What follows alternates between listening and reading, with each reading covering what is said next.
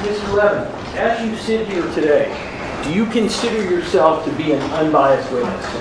Yes, I do. So do you agree that you come in to your testimony today looking at the defendant as basically a brother, correct? Yes. And would you agree that you do not want to see him convicted in this case? Agreed? Well, I've already he's facing 24 years. I don't want to see him go to jail for 24 years. Your Honor, please admonish the jury that that is an incorrect statement. Ask the question again. Did you not understand the question that I asked? Can you please rephrase it? So I'm going to ask you going forward, sir. I want you to answer the question I asked, and only that question, and not add anything that you want to add. The attorney who called you will have a chance to get up here on redirect and to ask you anything that he wants to ask. Do you understand that? Yes, I apologize. Can you please rephrase it? My question is, isn't it true, sir, that whether or not the defendant committed this crime or not, you do not want him to be convicted, do you? I believe in the judicial system. Anyone who's committed a crime and is guilty and found guilty by a jury should pay for their crime. I'm going to ask you again, sir. Given your close relationship with the defendant, isn't it true that you do not want him to be convicted in this case? Yes or no? I can't really answer that. I don't know the details, full details of the case. I can't accurately answer that. I'm sorry.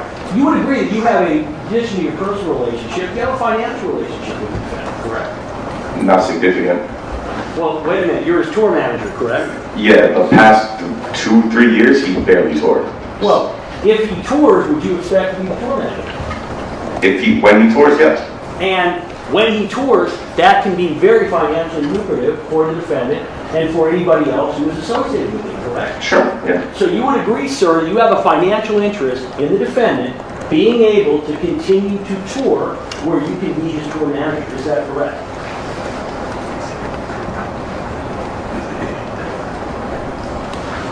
I'm sorry. Can you ask it again? It threw me off. Sure.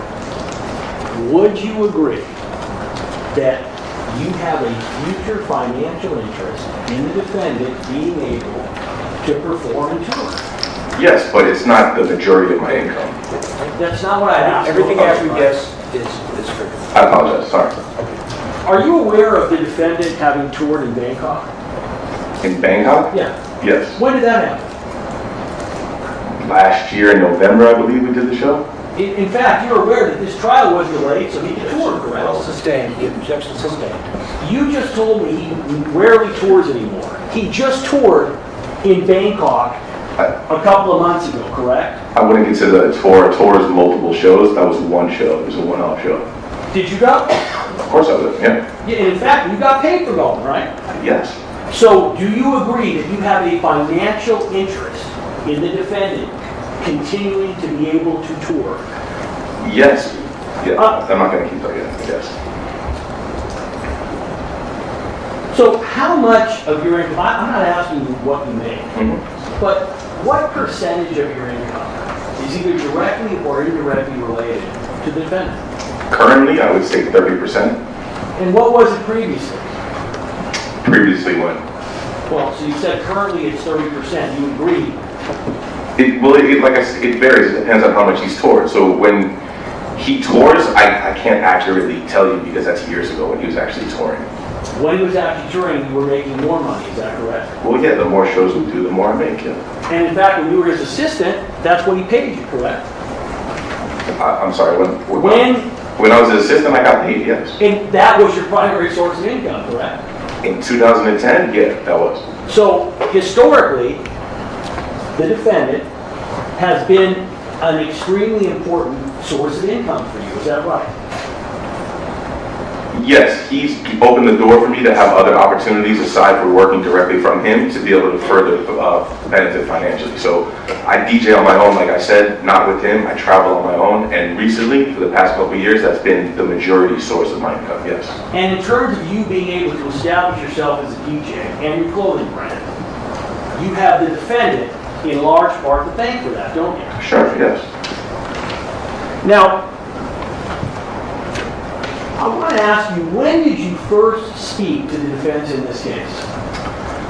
In August of 2014, 2024. So you're saying the very first time that you spoke to the defendant's lawyers was nearly 3 years after the incident? That's correct. Had you spoken to the defendant about this incident prior to that time? Yeah. Had you spoken to him numerous times about it? More than once? Sure, yeah. So we're going to go back to the very beginning.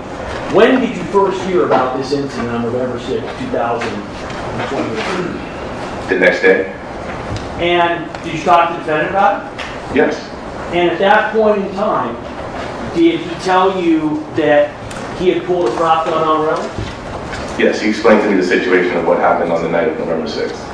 And at that point in time, were you aware that Relly was already contacting the defendant and other members of his entourage, for lack of a better word, and basically demanding money? I don't recall that specifically. You became aware near the time of the incident that Relly wanted money, correct?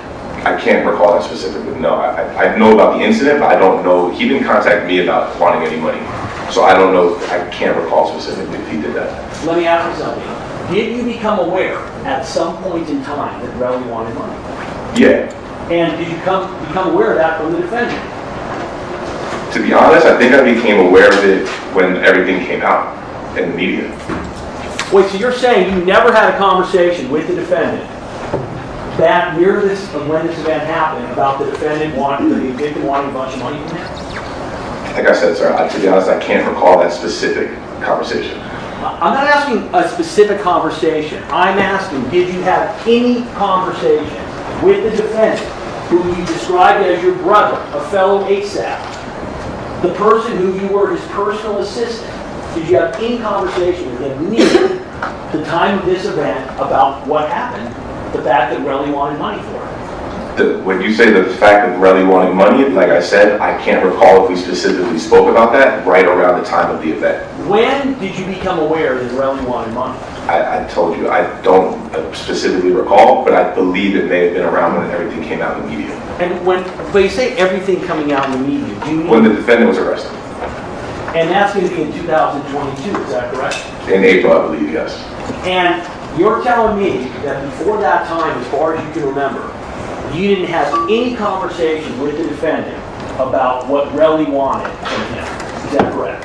Like I said, sir, I cannot specifically remember. So I'm asking you, sir, as you sit here, to the best of your memory, did you have any conversation with the defendant about Relly wanting money from him between the time the incident happened and the time that it became public in April 2022? Objection has been answered. Overruled. And again, I said I cannot specifically remember if we spoke about it around the time of the event. When you say you cannot specifically remember, what do I you cannot remember? recall. I recall him telling me about the event, how it happened on November 6th, the night. I can't remember him specifically saying Rel was trying to extort him for money. So I want to go back to your conversations with the defense. You said that you first spoke to them in August 2024, is that correct? Yes. And that was for approximately 90 minutes, correct? Yes, I would say so. And that was in what city? It was in New York. And who was present during that conversation? It was Joe, Chad, and Eleanor. Eleonora? Eleanor, yeah, sorry. Pardon me. And did they have an investigator there monitoring or recording the proceedings? No, it was just them and me. Did you see them taping anything? They were not taking anything. Did you see them taking any notes? They were not taking any notes. Do you have any idea how they were in any way memorializing or even remembering what it was you were telling them during this 90-minute interview? Objection, speculative. I'm asking if they knows. What's that, Ron? No, all right. The question calls for a yes or no. It's overruled. I'm sorry, can you repeat it one more time? You said they were not recording. Yes. You said they were not taking notes. Correct. You said there was no investigator that was there monitoring. Correct. So I'm asking you, are you aware, do you know how they were keeping track of what you were saying during the interview? Objection, speculation. Ask him if he knows. He's On in that- the interview. On that ground, overruled. And it seems a fact, on the other, sustained. You just testified they were not recording anything, and they were not taking any notes, correct? That is correct. So I'm not asking you to speculate, so I'm asking, do you know, are you aware of how they were documenting and keeping track of what you were saying? Objection, Your Honor. You mean if they were? Yes, if they were, yes, Your Honor. I'm not aware. You had a second interview with them when? January 26th of this year. January 26th, that would be approximately 6 days after this trial started. Are you aware of that? Yeah, sure. Have you seen, sir, the statement, the summary that they turned over of your total information that you provided them in this case? Have you seen it? Yeah, you showed it to me this morning. Would you agree, sir, that it is literally 9 bullet points? Yes, that's what it appears to be. You testified on direct examination to a number of incidents and issues already. You talked about the fact that the prop gun was modeled after Glock 26, is that correct? That's correct. Would you agree that what you said about the prop gun in your prior statement was as follows? Rocky carried a prop gun after being the victim of prior violence and home invasions, correct? Objection, Your Honor. What's the States the grounds? evidence, not a prior statement. Correct? This is what's been represented as your prior statement. Rocky carried a prior gun. This has been represented as a summary of your prior statement turned over and discovered pursuant to PC 1054.3. Is, sir, it says that you said Rocky carried a prop gun after being the victim of prior violence and home invasions. Is that what you said? Yeah, this is what the summary says. Did you provide any more detail than that to them? In August of 24, I honestly, I can't completely, I mean, if they ask me for more details, then I did give them more details. Mr. Levin, are you telling me you can't remember your ask about Rocky carrying a prop gun, and you mentioned prior violence and home invasions, and you were saying you don't know if they asked you, hey, what prior violence, what home invasion? You don't remember that? I don't want to misspeak, and like I said, I can't completely recall. This is 6-7 months ago. Well, you just testified to information on direct examination. You would agree regarding home invasion and prior violence that is not in here. Is that correct? I'm sorry, can you ask it another way? I apologize. You just testified on direct examination. You were asked questions specifically about prior violence and home invasions, and you said, as an example, you saw video of a home invasion, correct? Yes, that's correct. Can you tell me where in your statement it mentions anything about a video of a home invasion? Objection again, Your Honor. It's not in the statement. Can I get a ground, Your Honor? Misleading. Misleading. ground. Overruled. Fine. Misstates the evidence. It's a question, it's not misstating anything. Objection's overruled. Look, can you tell me where you see any information, sir, about having viewed videos of a home invasion? Objection is irrelevant. Overruled. Wait. Irrelevant? On his statement. Did you see some? Sustained. On what grounds? It's not relevant what he sees on that piece of paper. Did you tell them specifically about the information of viewing video of home invasions during your interviews? Tell them. Again, this is 6-7 months ago. I don't want to misspeak. I don't want to say yes. I don't want to say no, and I don't feel confident. I don't want to misspeak. I don't recall, sir. I'm sorry. What about 2 weeks ago in January when you spoke to them? Did you talk to them about it then? I believe so, yes.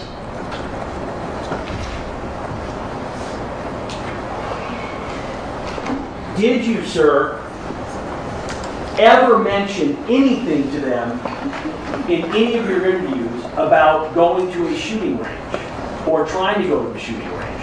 The incident you just discussed on direct, did you tell them about that? About the shooting range? Yes. Yes.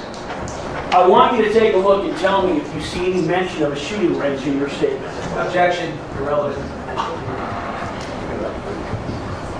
Your right to say objection is I'm sorry, I was talking to Alex.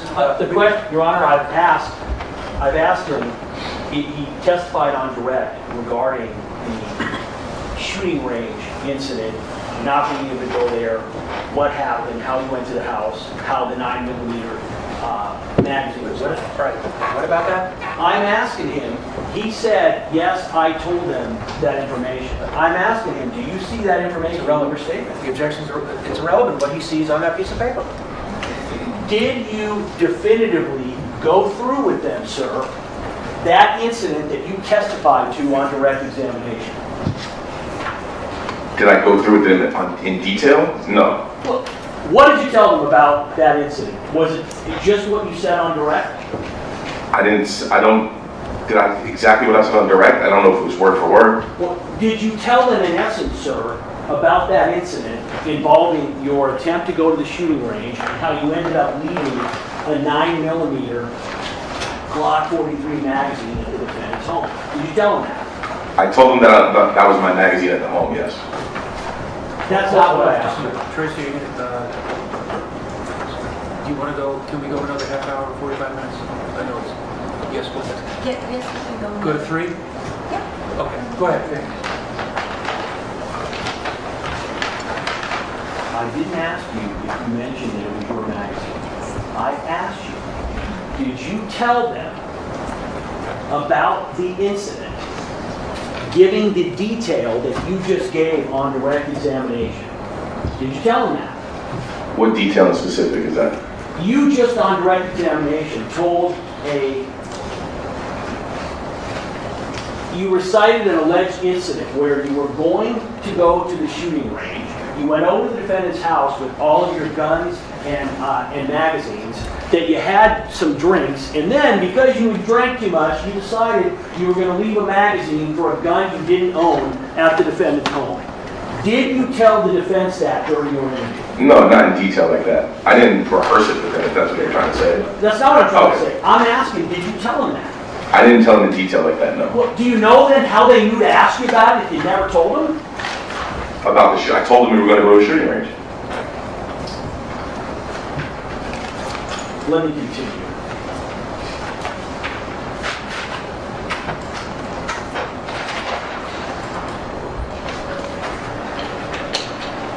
Were you ever asked, sir, were you ever shown what I've just shown to you, those bullet points? Were you ever given that to the defense and said, hey, listen, Mr. Levin, does this accurately depict what you told us?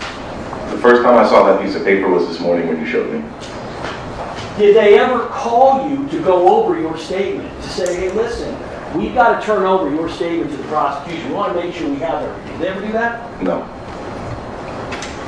You said you have knowledge and experience with firearms. Is that correct? Yes. You said you owned numerous firearms. Is that correct? Correct.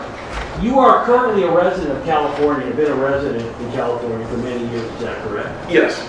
And you understand there's a legal duty to register firearms in California. Is that correct?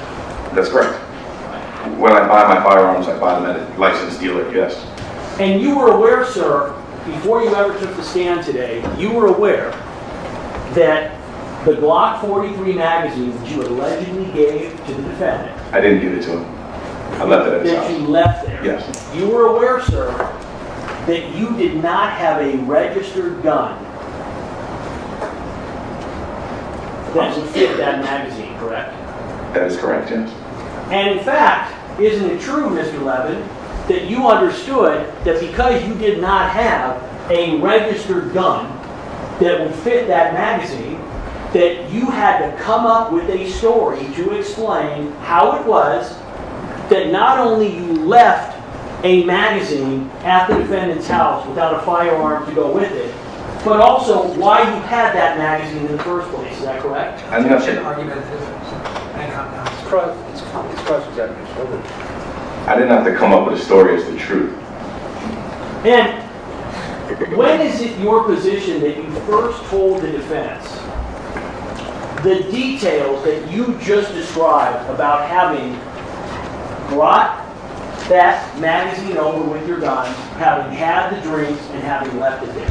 When did you first tell the defense about that? like I said, with the full I told him in August that that was my magazine at his house. The full details of that, I can't believe, I can't remember exactly when I told him the full details of the story. Well, you only talked to him twice, you said, right? 3 times. 3 times? Yeah. Okay, so did you tell him that on January 26th? We didn't get into details. They just asked me about the shooting range incident and why the magazine was there. Wait, how did they ask you about a shooting range incident when you had never told them to about the shooting? I told you I had told them about it. So you told them about the shooting range incident back in August of 2024? Well, yes, I believe so. And your testimony is that even though you told them about it, they didn't ask for any details. Is that correct? In August of 24, I can't accurately remember. I don't want to misspeak, sir. One second. Say again? We just come up one section. Now, hold on.